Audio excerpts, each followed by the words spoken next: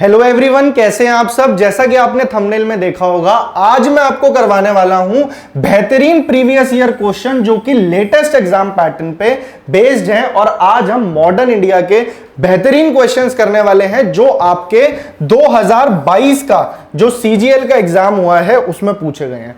कुल मिला के फर्स्ट ईयर के अंदर 40 शिफ्ट्स हैं और उसमें से एनालिसिस करके आपके लिए स्पेशली ये क्वेश्चंस निकाले गए हैं ताकि आपको पता लगे कि जो आप तैयारी कर रहे हैं क्या वो सही डायरेक्शन में कर रहे हैं। तो सीधा चलते हैं अपने पहले क्वेश्चन पे, बिना टाइम वेस्ट करे फटाफट से बता रहा हूं। ये हमारा अभिनंदन बैच चल रहा है, ये देख लीजिए। एसएससी सीजीएल के लिए 79 डेज में हमारा टारगेट है कि आपको आपका कोर्स खत्म करवा दे। मैं आपको जनरल अवेयरनेस पढ़ाता हूं, मेरा नाम है समरेश श्रीवास्तव और आप जाके वो प्लेलिस्ट नीचे देख सकते हो डिस्क्रिप्शन बॉक्स में। बाकी टीचर्स भी हैं आपके, साइंस के, इंग्लिश के, रीजनिंग के, सबकी प्लेलिस्ट आपको डिस्क्रिप्शन में मिल जाएगी। मैं आपको मॉडर्न हिस्ट्री प्रॉपर थ्योरी करवा चुका हूं, उसके 7 से 8 लेक्चर हो गए, विद इन 1 डे खत्म कर लोगे। पर उसके लिए जाके प्लेलिस्ट चेक करो, तब आपको पता लगेगा ये वाले जो क्वेश्चन है हम कैसे फटाफट उड़ाएंगे। तो देख लेते हैं सीजीएल का क्या पैटर्न था, क्या उसने इस बार क्वेश्चंस का लेवल बढ़ाया या कम करा। हर क्वेश्चन को एनालाइज करेंगे, क्या ये इजी था, मॉडरेट था, हार्ड था, और हर क्वेश्चन की तह तक जाएंगे हम।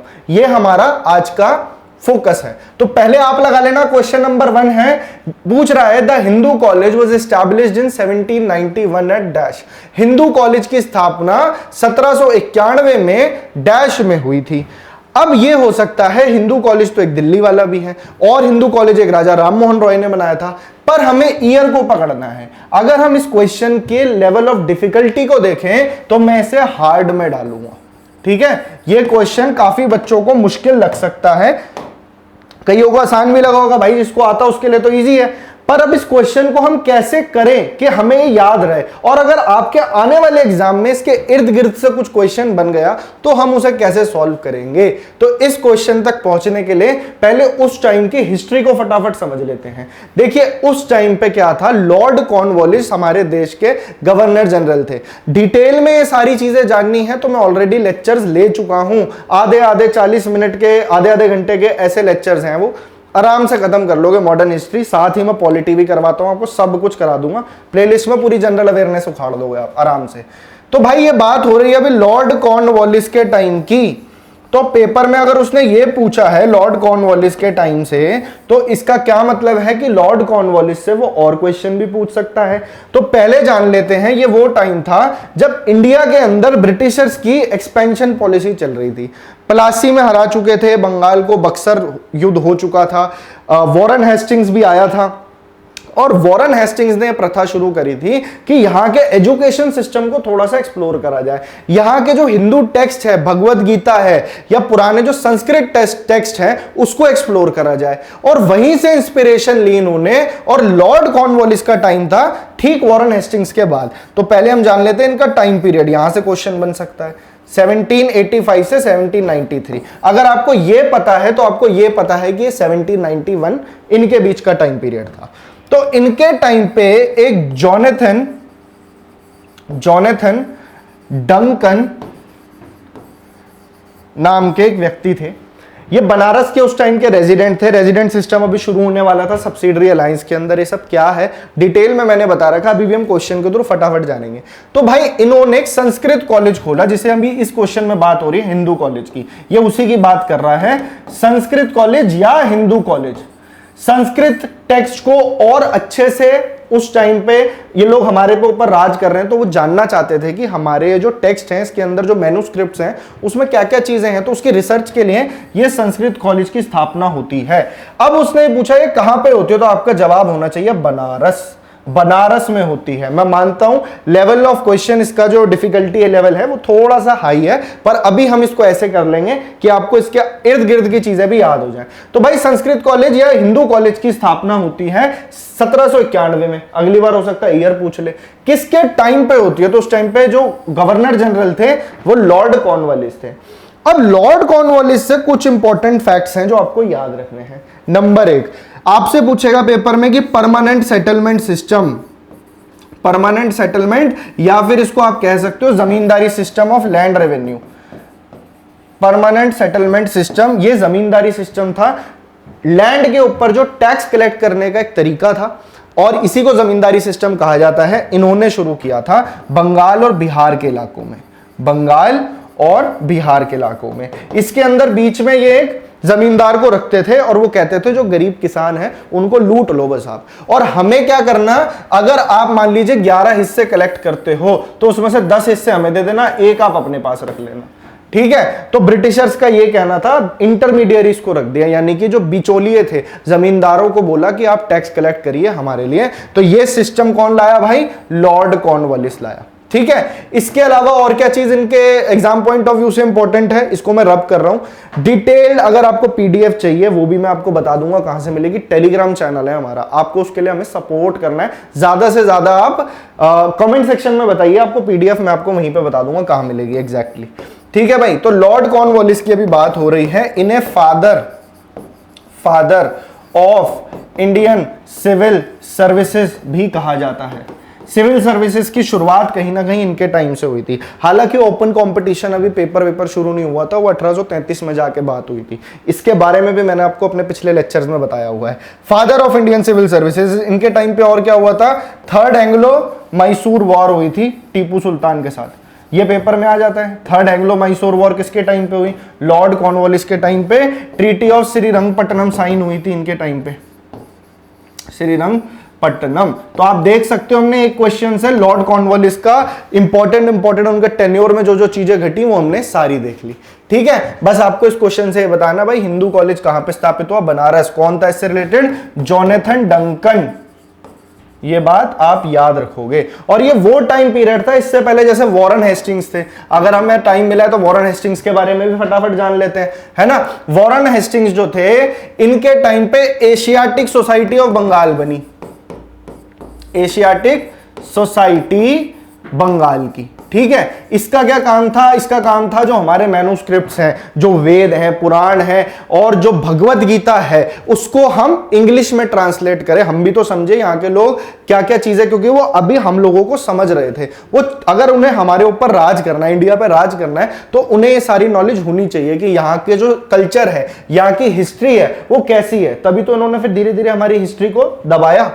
एशियाटिक सोसाइटी ऑफ बंगाल खोली गई और चार्ल्स विल्किंस नाम के एक व्यक्ति थे, चार्ल्स विल्किंस, मैं बोल रहा हूं इसको आप लिखना चाहते हैं लिख लीजिए। चार्ल्स विल्किंस ने क्या करा था, आपसे पूछेगा, भगवत गीता को उन्होंने इंग्लिश में ट्रांसलेट किया था। तो चलिए क्वेश्चन के हिसाब से बहुत सारी इंफॉर्मेशन मैंने आपको दे दी है, एग्जाम पॉइंट ऑफ व्यू में यहीं से कहीं ना कहीं से क्वेश्चन जरूर बन जाएगा। तो अब इतना अगर आप पढ़ जाओगे तो इस क्वेश्चन के आसपास से चीजें आराम से लगा लोगे, है ना। तो अब आपका इस तरीके से क्वेश्चन जो डिफिकल्ट लेवल में लाई कर रहा है, अब आपके लिए इजी होता चलेगा। इस तरीके से मैं आपको मॉडर्न हिस्ट्री के 2 से 3 लेक्चर्स और कराऊंगा। प्रीवियस ईयर क्वेश्चन की प्रैक्टिस करानी है मैंने आपको, कि पेपर में कुछ भी क्वेश्चन आ जाए, मेंस के क्वेश्चन भी लेके आऊंगा 2023 में जो हुआ है, ठीक है। अब वो पूछ रहा है कि in which of the following languages did Jyotiba Phule write Gulamgiri in 1873। 1873 में ज्योतिबा फूले ने निम्नलिखित में से किस भाषा में गुलामगिरी लिखी थी। अब हमें उससे पहले ज्योतिबा फूले के बारे में जानना है, तो आपका आंसर वहीं से बन जाएगा। अगर ये पूछ रहा है तो ज्योतिबा फूले से और भी चीजें पूछ सकता है, ज्योतिबा गोविंद राय फूले से। और ये वो सोशल रिफॉर्मिस्ट थे, ये सोशल रिफॉर्म का टाइम चल रहा था, ये भारत में पुनर्जागरण का टाइम चल रहा था। इस टाइम पे सोशल रिफॉर्म्स आ रहे थे, राजा राम मोहन रॉय, आत्मीय सभा, ब्रह्मो समाज, रामकृष्ण मिशन, आपके देवेंद्र नाथ टैगोर, ईश्वर चंद्र विद्यासागर, आर्य समाज की स्थापना होती है, आपके दयानंद सरस्वती जी करते हैं, विवेकानंद का टाइम पीरियड। तो ये वहां से खूब सारे क्वेश्चन आप देख सकते हो सीजीएल 2022 में पूछे गए हैं, ठीक है। तो सोशल रिफॉर्म्स हम क्वेश्चन के थ्रू ही ऐसे कवर कर देंगे फटाफट। तो ज्योतिबा फूले से अगर आपसे पूछ ले कि क्या क्वेश्चन बनेगा, तो आपको याद रखना है ज्योतिबा फूले का जन्म हुआ था 1827 के अंदर। कहां हुआ था, सतारा में हुआ था। सतारा कहां पे है, उस वक्त की बॉम्बे प्रेसिडेंसी में था, यानी महाराष्ट्र में, ठीक है भाई। तो इतना पता लग गया। ज्योतिबा फूले का काम क्या था, वो किस तरह की एक्टिविस्ट थे, मतलब वो किस चीज के लिए वो लड़ते थे।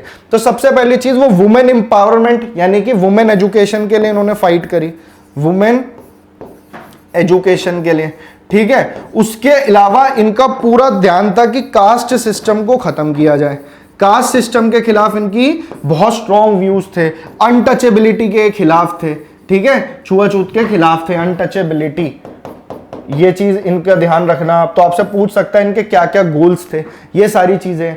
इसके अलावा विडो रिमैरिज को भी इन्होंने सपोर्ट किया, पर उसमें ईश्वर चंद्र विद्यासागर का ज्यादा नाम आता है। अब आपसे फैक्चुअल क्वेश्चन क्या पूछेगा, आपसे पूछेगा कि भाई सत्य शोधक समाज की स्थापना किसने करी, तो सत्य शोधक समाज की स्थापना इन्होंने करी, सत्य शोधक समाज। इन्हीं सारी चीजों को आगे प्रमोट करने में, लोगों के लिए जागरूकता फैलाने के लिए, और कब करी, तो ये ईयर भी पूछ सकता है, सेम ईयर जो इस क्वेश्चन में बोला गया 1873। इसी टाइम पे लोगों में जागरूकता फैलाने के लिए इन्होंने किताब लिखी थी जिसका नाम है गुलामगिरी। तो ये पेपर में पूछी जा सकती है, गुलामगिरी किसने लिखी। ये भी अगर इतना डीप जाके उसने क्वेश्चन पूछा है तो आप समझ सकते हो एसएससी सीजीएल जो है क्वेश्चंस का लेवल किस तरीके से इंक्रीज कर रहा है। तो इस बार हमने बुरे से बुरे के लिए तैयार रहना है, और उसकी गारंटी मैं आपको देता हूं कि हिस्ट्री हो, पॉलिटी हो, ज्योग्राफी हो, स्टैटिक जीके हो, आप बेफिक्र होकर बिना किसी टेंशन के आप मेरे लेक्चर्स देख सकते हो। साइंस की जहां तक बात है तो उसके लिए हमारे एक और टीचर हैं, मेरी लेक्चर्स 6 से 7 आते हैं, उनका लेक्चर 7 बजे आता है। फिर रीजनिंग के लिए रोहित सर हैं और इंग्लिश के लिए आपके कपिल सर हैं। हमारा ये अभिनंदन बैच जो है ना, आपके लिए बहुत बड़ा वरदान साबित होने वाला है। अपने चाहे आप कोई भी एग्जाम की तैयारी कर रहे हो, अगर आपके पेपर में जनरल अवेयरनेस आता है तो आप इतना कर जाना इनफ होगा। अभी अब बातें कम करेंगे, फटाफट से काम के आते हैं। गुलामगिरी नाम की इन्होंने एक बुक लिखी। अब वो आपसे देखिए कितना टिपिकल क्वेश्चन पूछ रहा है, वो पूछ रहा है कि किस लैंग्वेज में लिखी। तो ये लैंग्वेज जो थी ये भाई मराठी लैंग्वेज में इन्होंने लिखी थी। तो अगर आपको इतना भी पता है, ठीक है, कि वो महाराष्ट्र से बिलोंग करते थे, बॉम्बे में इनका जन्म होता है, इनकी भाई सावित्रीबाई बाई फुले, उन्हीं को इन्होंने पढ़ाना शुरू किया था। तो अगर आपको इतना पता है तो पेपर में कहीं ना कहीं आइडिया से आप क्वेश्चन में तुक्का लगा दोगे कि यार हाँ मराठी में लिखा होगा। तो मराठी में इन्होंने गुलामगिरी लिखी, ठीक है। ये सारी इंफॉर्मेशन थी इनसे जो आपको पेपर में बिल्कुल याद होनी चाहिए। दूसरी शिफ्ट का पेपर है 2022 के अंदर ही, उस टाइम पे कुल मिला के 40 शिफ्ट हुई हैं, 40 शिफ्ट हुई हैं, जिसका एनालिसिस मैं आपके लिए लेके आया हूं। हर सब्जेक्ट के कराऊंगा क्वेश्चन। अभी ये मॉडर्न हिस्ट्री की बात हो रही है तो 40 शिफ्ट एनालाइज करेंगे, प्लस जो मेंस के एग्जाम है 2023 में जो क्वेश्चन आए हैं, इस बार जीके भी शुरू हो गई उसमें आनी, तो उसके भी क्वेश्चन देखेंगे। अब आप इस चीज से ऑब्जर्व करो कि पहला क्वेश्चन देखा यार ये भी एजुकेशन की तरफ था, संस्कृत नॉलेज फैलाने की तरफ था। दूसरा क्वेश्चन देखा, इसके अंदर भी बात हो रही है सोशल रिफॉर्म्स की। और तीसरा क्वेश्चन जब हम देख रहे हैं तो राजा राम मोहन रॉय की बात हो रही है। तो राजा राम मोहन रॉय के बारे में हम ऐसी कोई इंफॉर्मेशन नहीं छोड़ेंगे कि आपके अगर इस बार के पेपर में आ जाए तो आपको ना आता हो क्वेश्चन, ठीक है। तो राजा राम मोहन रॉय जी, इनके बारे में देख लेते हैं क्या क्या चीजें पेपर में बन सकती हैं, ठीक है भाई। चलिए अब आपको याद रखना है कि इनका जन्म कब हुआ था। रेड पेन अच्छा नहीं लग रहा है, कौन सा ले, ग्रीन लेते हैं, ठीक है, ग्रीन ले लेते हैं। और इनका जन्म हुआ 1772 में, वेस्ट बंगाल के अंदर इनका जन्म होता है। और ये इनको फादर ऑफ इंडियन रेनेसांस भी कहा जाता है, भारत के पुनर्जागरण के पिता, ठीक है। जैसी रेनेसांस यूरोप में देखी गई थी कि उस टाइम पर लोग जागरूक हो रहे थे, सवाल पूछे जा रहे थे, है ना। तो इनकी आइडियोलॉजी भी ऐसी थी। राजा राम मोहन रॉय मोनोथिज्म को सपोर्ट करते थे, मोनोथिस्ट थे, मोनोथिज्म, ठीक है। इसका मतलब इसको सपोर्ट करते थे, इसका मतलब क्या है, सिर्फ भगवान एक ही है, इनका मानना ये था। हम सब एक ही भगवान के बच्चे हैं, इनका मानना ये था। आइडल वर्शिप के खिलाफ थे, ये मूर्तियों को पूजने के ये खिलाफ थे, मतलब इनकी सोच उस पे नहीं थी। उसके अलावा क्वेश्चन आएगा, फादर ऑफ इंडियन रेनेसांस किन्हें कहा जाता है, फादर ऑफ इंडियन रेनेसांस, ठीक है। ये आपके पेपर में क्वेश्चन बन जाएगा। और क्या क्वेश्चन बनेगा, इन्होंने और जागरूकता फैलाने के लिए, तो सती सिस्टम के खिलाफ इन्होंने लड़ाई करी, इन्होंने एक आत्मीय सभा की स्थापना करी। ये पेपर में जरूर बनता है क्वेश्चन, आत्मीय सभा, ठीक है। आत्मीय सभा की स्थापना किन्होंने करी, राजा राम मोहन रॉय ने करी।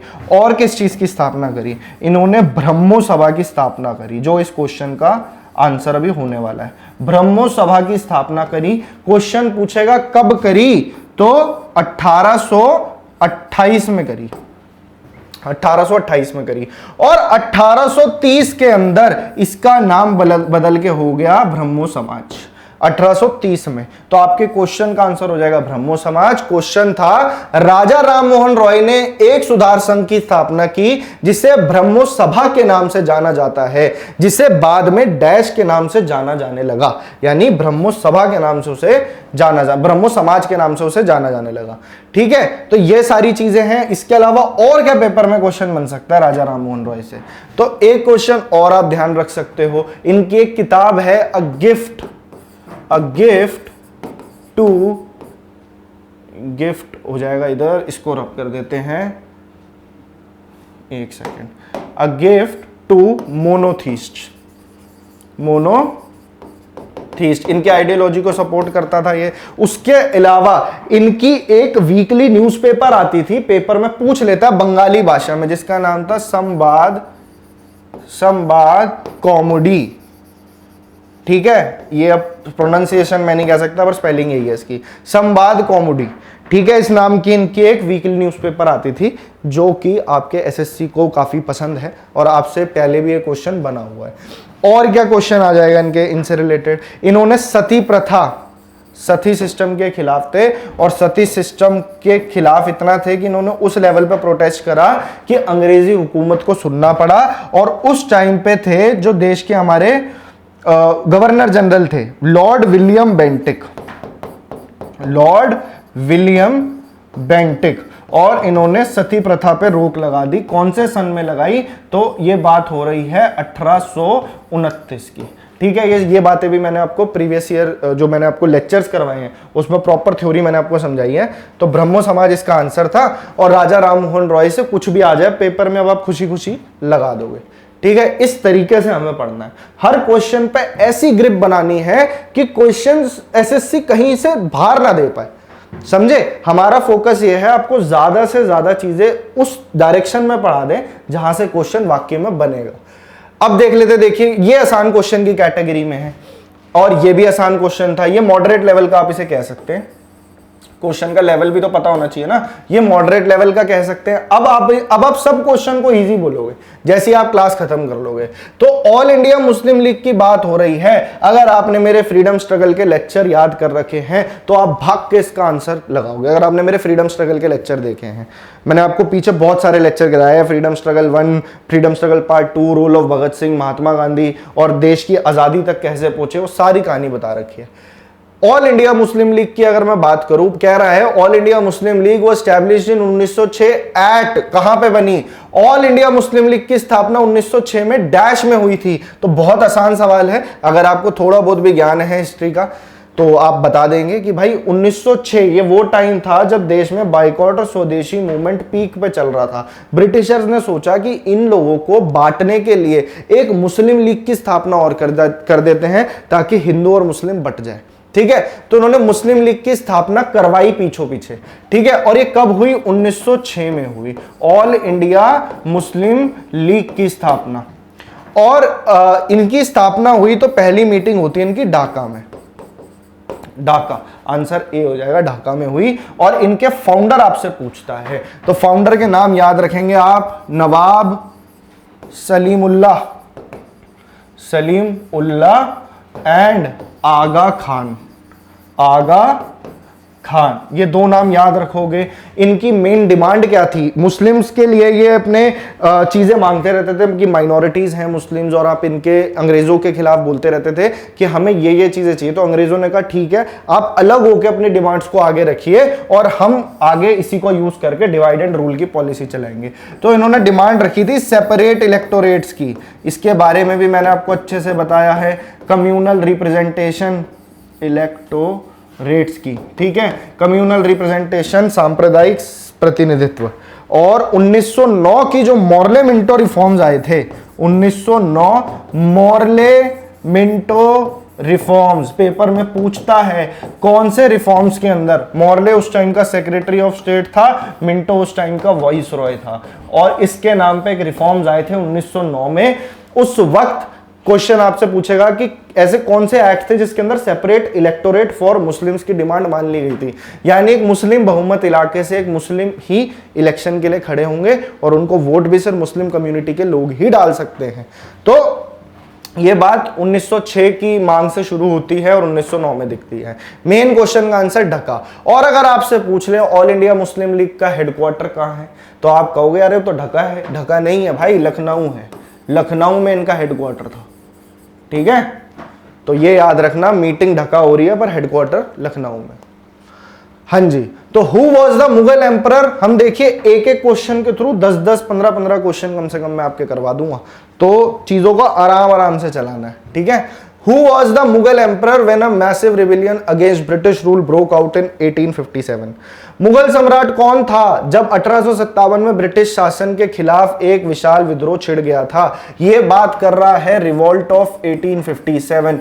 पूरा का पूरा एक लेक्चर बना के डाल रखा है मैंने, इसी प्लेलिस्ट में मिल जाएगा, डिस्क्रिप्शन में जाओगे, अभिनंदन बैच समृद्ध सर जनरल अवेयरनेस, ऐसी बाकी टीचर्स की भी प्लेलिस्ट आपको बकायदा मिल जाएगी। रिवॉल्ट ऑफ 1857, अब इसकी इन डेप्थ में तो जाएंगे नहीं कि कारण क्या थे क्या नहीं थे।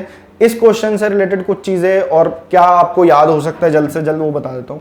तो एक डेट याद रखना, 10 मई 1857, मेरठ से सैनिक चले, वहां पे सोल्जर्स जो है अपना रिवॉल्ट को शुरू करते हैं। एनफील्ड राइफल के लिए रिलीजियस कारण, इमीडिएट कारण यही बनता है रिवॉल्ट का।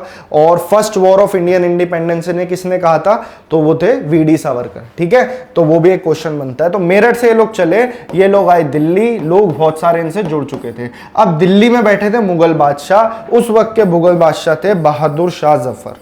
बहादुर शाह जफर, बेशक इनकी पावर बहुत ज्यादा नहीं थी उस वक्त, इनकी उम्र भी तकरीबन 82 साल थी, काफी उम्र थी इनकी।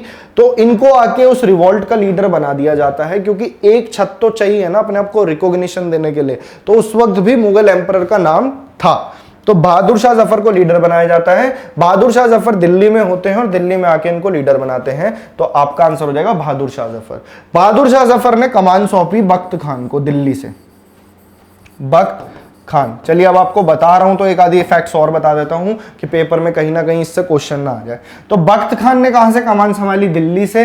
बाकी आपसे पूछ लेगा इलाहाबाद, अगर पूछ ले इलाहाबाद से पूछ ले। अगर आपसे पूछ ले कि भाई लखनऊ से कौन थे, लखनऊ से किसने लीड करा रिवॉल्ट को, झांसी तो सबको पता ही होगा, झांसी।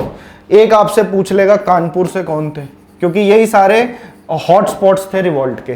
कानपुर से कौन थे, लखनऊ से कौन थे, झांसी से कौन थे, और क्या रह गया, बिहार से कौन थे, बिहार से कौन थे, उसके अलावा बरेली से कौन थे, बरेली से कौन थे। तो इनके नाम आपको याद रखने हैं। जैसे दिल्ली से सबके जो उस वक्त मुगल बादशाह थे बहादुर शाह से, तो बिहार से लिखेंगे हम कुंवर सिंह, कुंवर सिंह और अमर सिंह, कुंवर सिंह पेपर में क्वेश्चन आता है। कानपुर से थे तात्या तोपे, तात्या तोपे और नाना साहिब, नाना साहिब पेशवा, जो इनको उपाधि नहीं दी थी ब्रिटिशर्स ने, डॉक्ट्रिन ऑफ लैप्स के चलते इसको अंडर कर लिया था। इलाहाबाद लियाकत अली, लियाकत अली, ये लिखवा इसलिए रहा हूं भाई पेपर में क्वेश्चन बन जाएगा। लखनऊ से बेगम हजरत महल, बेगम हजरत महल। ठीक है जी, आगे बढ़ाए। झांसी की बात करें तो रानी लक्ष्मीबाई, रानी लक्ष्मीबाई, और इनको कहा था bravest leader of the revolt, यानी सबसे बहादुर थी ये सब में। और ये किसने कहा था, ये सर ह्यूग रोज ने कहा था, जिसने वहां पे रिवॉल्ट को दबाया था। और ये रिवॉल्ट आगे जाके फेल हो जाता है, ब्रिटिशर्स अपनी पूरा जोर लगाते हैं, इस रिवॉल्ट को दबा देते हैं। क्यों दबा पाते हैं, उनकी फौज ज्यादा ऑर्गेनाइज थी, हमारे यहाँ पे भगदड़ मची हुई थी, कोऑर्डिनेशन था नहीं। और दूसरा यहाँ पे लोगों ने दगा भी बहुत करी कि ब्रिटिशर्स का जाके साथ दिया। ठीक है, बरेली से कौन थे, खान बहादुर खान, खान बहादुर खान। अब गिन लो आप कितने क्वेश्चन हो गए, इसी क्वेश्चन के थ्रू हमने कवर कर दिया। ठीक है, 1 2 3 4 5 6, 6 + 7 ह्यूग रोज वाला। तो यहां से कुछ भी क्वेश्चन बन सकता है भाई। बहादुर शाह जफर। अकबर 2 से एक चीज याद रखना, राजा राम मोहन रॉय जी के बारे में। अभी मैं पुराने क्वेश्चन पे फिर लेके जा रहा हूं। क्या किया था इन्होंने, 1829 में राजा राम मोहन रॉय को इन्होंने इंग्लैंड भेजा था। ठीक है, इन्होंने इंग्लैंड भेजा था रिप्रेजेंटेटिव बना के अपना, ये उस वक्त के मुगल बादशाह थे 1829 में, ठीक है। पिछले क्वेश्चन की बात है, सारी चीजें मैंने आपको बता दी हैं। हाँ जी, after the dash Mahatma Gandhi called off the non cooperation movement, dash के बाद महात्मा गांधी ने असहयोग आंदोलन वापस ले लिया। इजी कैटेगरी आएगा ये भी क्वेश्चन की, ये भी इजी में ही आएगा, इजी में या बेसिक अगर आपने मॉडर्न हिस्ट्री जानते हैं तो आपको ये क्वेश्चन पता होने चाहिए। नहीं पता है तो जाके मेरे लेक्चर जरूर देख लेना, तभी चीजें क्लियर आउट हो पाएंगी। ये भी अभी लेटेस्ट क्वेश्चन है आपका, सारे रेफरेंसेस मैंने डाल रखे हैं, जाके चेक कर सकते हो। लेक्चर्स अच्छे लग रहे हैं तो भाई इसको शेयर कर देना, लाइक कर देना, मैं बार बार नहीं बोलता हूँ। कमेंट जरूर कीजिए और उस लेक्चर को ज़्यादा से ज़्यादा शेयर कीजिए। किसी भी एग्जाम की तैयारी कर रहे हो, एनडीए हो, सीडीएस हो, एसएससी हो, सबके लिए बेनिफिशियल होने वाले हैं लेक्चर्स। महात्मा गांधी ने भाई नॉन कोऑपरेशन मूवमेंट, असहयोग आंदोलन जो उन्होंने 1920 में चलाया था, नॉन कोऑपरेशन मूवमेंट, अभी शॉर्ट फॉर्म्स लिख रहा हूं क्योंकि हमें ज्यादा से ज्यादा क्वेश्चंस कवर करने हैं, ठीक है। नॉन कोऑपरेशन मूवमेंट के पीछे कारण क्या क्या थे? एक तो था भाई रॉलेट एक्ट, उस वक्त चल रहा था रॉलेट एक्ट, जिसे ब्लैक एक्ट भी कहा था गांधी जी ने। रॉलेट एक्ट का मतलब था कि अरेस्ट विदाउट ट्रायल, बिना किसी ट्रायल कोई नहीं चलेगा, मुकदमा कुछ नहीं चलेगा, सीधा आपको उठा के डिटेन कर दिया जाएगा, मारेंगे पीटेंगे। ब्रिटिशर्स ने ऐसा एक्ट निकाल दिया। इसके अलावा जलियांवाला बाग हो गया था, जलियांवाला बाग, है ना, 13 अप्रैल 1919, डेट जरूर याद रखना, 13 अप्रैल 1919। इसके अलावा खिलाफत मूवमेंट यहां पे चल रहा था। अभी मैं इसके फटाफट से कारण बता रहा हूं आपको नॉन कोऑपरेशन मूवमेंट के। खिलाफत मूवमेंट शौकत अली, मोहम्मद अली, 2 अली ब्रदर्स थे, इन्होंने चलाया था क्योंकि टर्की के अंदर जो खलीफ की पोजीशन थी उसे खत्म कर दिया था ब्रिटिशर्स ने वर्ल्ड वॉर 1 के बाद में। तो ये सारे कारण बने जिस वजह से नॉन कोऑपरेशन मूवमेंट यानी असहयोग आंदोलन शुरू किया महात्मा गांधी ने। और महात्मा गांधी ने इस प्रोटेस्ट को उस लेवल पे पहुंचा दिया कि पूरा भारत इसके साथ जुड़ गया था, है ना। हर जगह पे बाइकआउट करे जा रहे थे ब्रिटिशर्स के जो गुड्स थे। सरकारी नौकरी लोगों ने छोड़ दी थी, इनके अंडर काम करना छोड़ दिया था। धीरे धीरे अगले फेज में ये था कि टैक्स देना भी बंद कर देंगे। अंग्रेजी कपड़ा जलाया जा रहा था, खादी को प्रमोट किया जा रहा था, ब्रिटिश इकोनॉमी को एकदम खत्म किया जा रहा था और ब्रिटिशर्स इस चीज से बहुत ज्यादा परेशान थे। जब ये वाला जो मूवमेंट था अपने पीक पे था, तब क्या होता है 1922 के अंदर चौरी चौरा के अंदर, चौरी चौरा जो कि उत्तर प्रदेश में है, यूनाइटेड प्रोविंसेस में था उस टाइम पे। तो चौरी चौरा में क्या होता है, ऐसे ही पीसफुल प्रोटेस्ट चल रहा होता है, लोग मार्च कर रहे होते हैं इसी नॉन कोऑपरेशन मूवमेंट में, और वहां पे एक पुलिस थाना था। पुलिस स्टेशन के अंदर से फायरिंग शुरू, बाहर आके जो ऑफिसर्स थे उन्होंने फायरिंग शुरू कर देते हैं बिल्कुल क्राउड पे, जो कि निहत्था था, और उनके लीडर्स को वो जेल में बंद कर देते हैं, मतलब अंदर हवालात में डाल देते हैं। क्राउड को चढ़ता है गुस्सा, अब क्या करें वो, उन्होंने क्या करा, पूरे पुलिस स्टेशन को फूंक डाला। तो पुलिस स्टेशन को जब आग लगाई तो कुल मिला के 22 पुलिसमैन इनकी मौत हो जाती है। और गांधी जी को इस चीज से बड़ा प्रॉब्लम होती है। वो कहते हैं कि यार मैं तो अहिंसा और सत्य के मार्ग पर चला रहा था लोगों को, ये वायलेंस कहां से बीच में आ गई। तो ये वायलेंस बीच में आ गई, तो इस चक्कर में मैं अब पूरा मूवमेंट वापस ले रहा हूं जो इतना पीक पे उठा हुआ है। तो बहुत लोग इस चीज से इत्तेफाक नहीं रखते थे, पर फिर भी गांधी जी ने ऐसा किया। तो चौरी चौरा इंसिडेंट्स के बाद में ऐसा हुआ कि उन्होंने नॉन कोऑपरेशन मूवमेंट को वापस ले लिया, ठीक है। तो इस चीज को समझाने के लिए मैंने आपको ये सारी कहानी बताई है। मैं हमेशा अपनी क्लास में ये मान के चलता हूं कि जो भी बच्चा मेरे पास आया है पढ़ने के लिए, आपने अपना कीमती वक्त मुझे दिया है, और मेरा मकसद ये रहता है कि उस टाइम को इस तरीके से यूज कराऊं। मैं ये सोचता हूं कि उस बच्चे को कुछ नहीं आता, ठीक है। मेरी हर बार ये कोशिश होती है, बेशक प्रीवियस ईयर क्वेश्चन करा रहा हूं, पर मेरा मन तभी अच्छा फील करता है कि मैं आपको उसके साथ की सारी चीजें मैं आपको बता दूं। डिटेल में पढ़िए इसको, मैंने आपको सारा सब कुछ, पूरा मूवमेंट, पूरा फ्रीडम स्ट्रगल बता रखा है इसी बैच की प्लेलिस्ट में। पिछले 8-10 दिन से क्लासेस चल रही हैं, जाके देखिए। उसमें मैंने पॉलिटी के भी 2 लेक्चर्स करा दिए हैं, 2 मैंने आपको इंटरनेशनल ऑर्गेनाइजेशन, अभी स्टैटिक जीके के बेहतरीन लेक्चर्स आएंगे, तो कवर कर लोगे अपना जनरल अवेयरनेस, इस बात की गारंटी है। मुझे दिख रहा है स्वदेश बंधव समिति, ये CGL 2023 इसलिए लिखा है क्योंकि भाई मेंस में पूछा गया था ये क्वेश्चन। इससे ज्यादा ऑथेंटिसिटी क्या लोगे क्लास की। Who among the following revolutionaries was associated with स्वदेश बंधव समिति। हमें ना नया एग्जाम पैटर्न, अभी जो लेटेस्ट पेपर्स हैं उसको प्रैक्टिस करने की ज्यादा जरूरत होती है, ताकि आप समझ पाए कि SSC या फिर कोई भी एग्जाम इस बार क्या क्वेश्चन पूछ सकता है आपसे। निम्नलिखित में से कौन से क्रांतिकारी स्वदेश बंधव समिति से जुड़े थे? अगर आप ऑप्शंस के ऊपर ध्यान दो तो चंद्रशेखर आजाद, भगत सिंह और राजगुरु, ये तीनों तो थे भाई हिंदुस्तान सोशलिस्ट रिपब्लिकन एसोसिएशन से, और ये जो कहानी है ये चल रही है 1928 की। पर अभी बात हो रही है स्वदेश बंधव समिति, तो स्वदेश बंधव समिति से निकालिए स्वदेशी और बाइकॉट मूवमेंट। इस तरीके से देखिए याद हो जाएगा, स्वदेशी और बॉयकॉट मूवमेंट। अब आपको याद आएगा यार ये तो चल रहा था 1905 में, जब बंगाल का पार्टीशन हुआ था, बंगाल का पार्टीशन हुआ था, और उसी वक्त बनाई गई थी स्वदेश बंधव समिति के जो मेन लीडर थे वो थे अश्विनी कुमार दत्ता।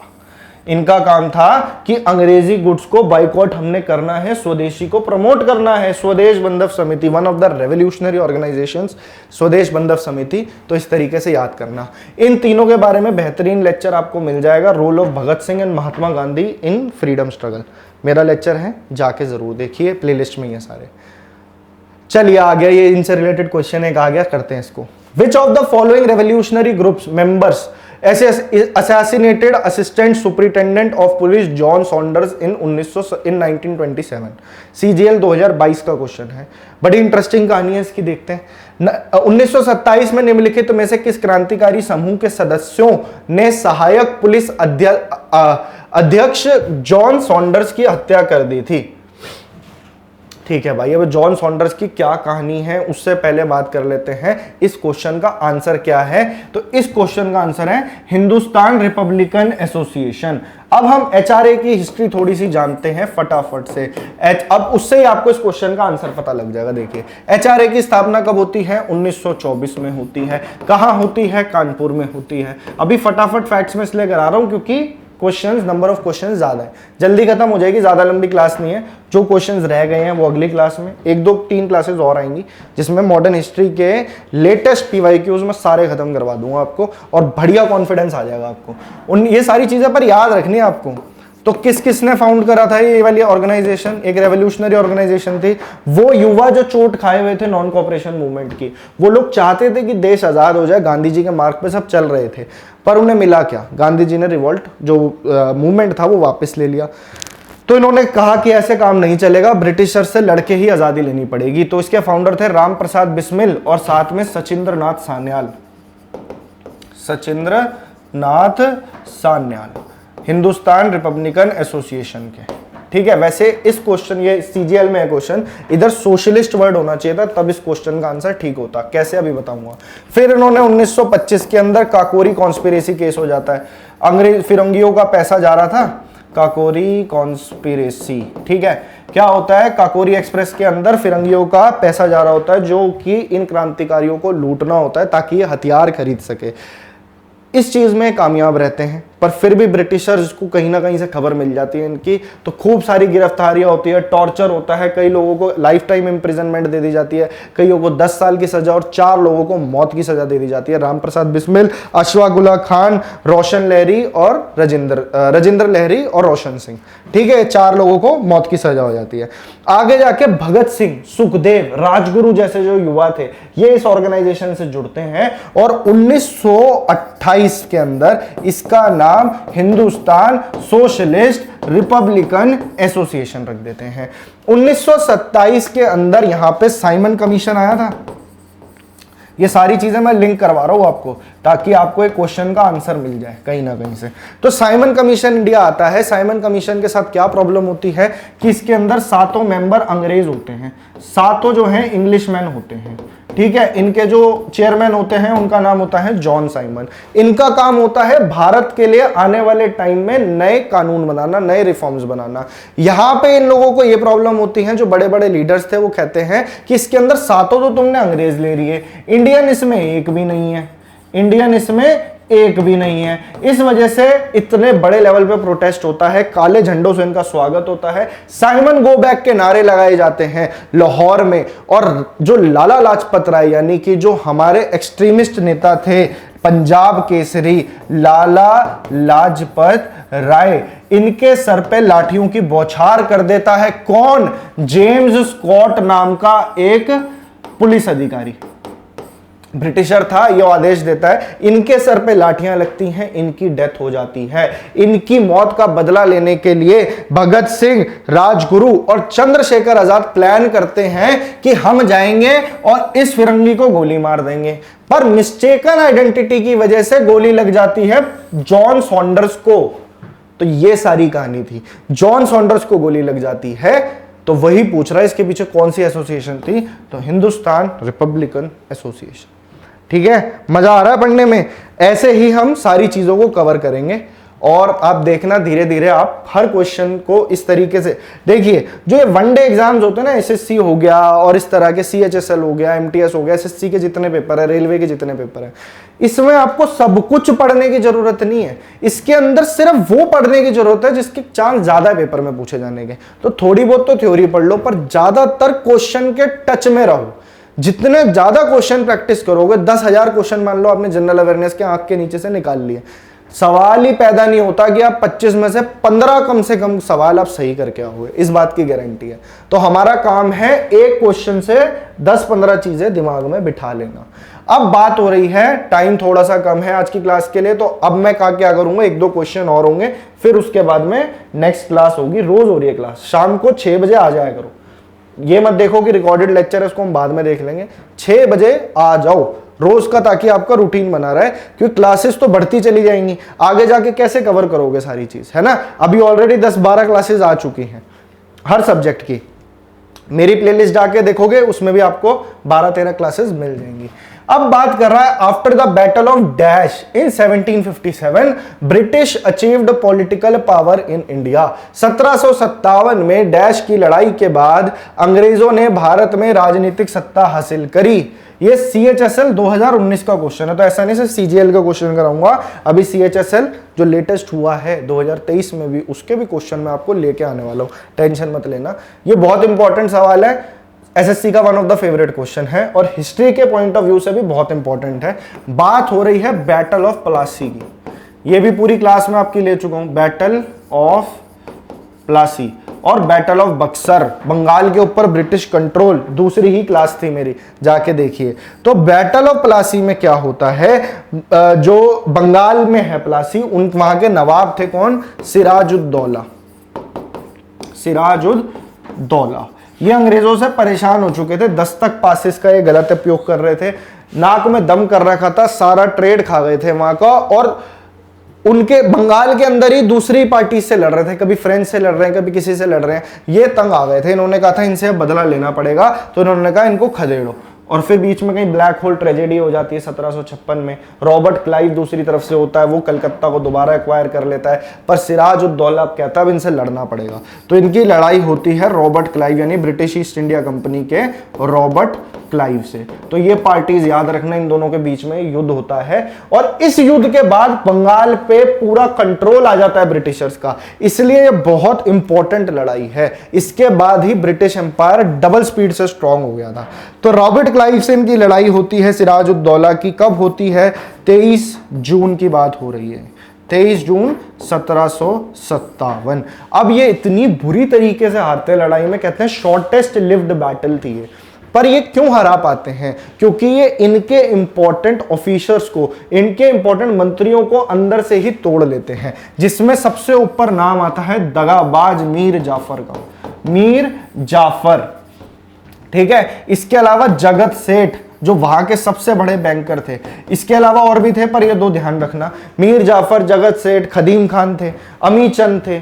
ठीक है, सेठ अमी चंद थे, खदीम खान थे और सेठ मानिक चंद थे। पर आप मीर जाफर ध्यान रखना, क्योंकि इसको वादा किया था अंग्रेजों ने, तुम हमारा साथ दे दो इस लड़ाई के अंदर, और इस लड़ाई के बाद हम तुम्हें नवाब बना देंगे। तो इनको अगला नवाब बना दिया जाता है बैटल ऑफ प्लासी के बाद। तो बात हो रही है 1757 की और बात हो रही है बैटल ऑफ प्लासी की। ठीक है, तो नवाब बना दिया जाता है उसके बाद मीर जाफर को, और मीर जाफर को जब तक भनक लगती है तो उसे पता लगता है कि भाई ब्रिटिशर्स ने इसे अपना कठपुतली नवाब बना लिया है। ठीक है, ब्रिटिशर्स जो चाहते हैं इससे ले लेते हैं। पहले तो युद्ध जीतने की खुशी में तुझे नवाब बनाया, अब तो हमें पैसा दे, तो इससे खूब सारा पैसा लेते हैं। उसके बाद में इसे अपने उंगलियों पे नचाते हैं। तो मीर जाफर भी आगे जाके परेशान हो जाता है, फिर मीर कासिम को नवाब बनाया जाता है। वो वहाँ की कहानी बैटल ऑफ बक्सर जब आएगा तो मैं आपको बताऊँगा।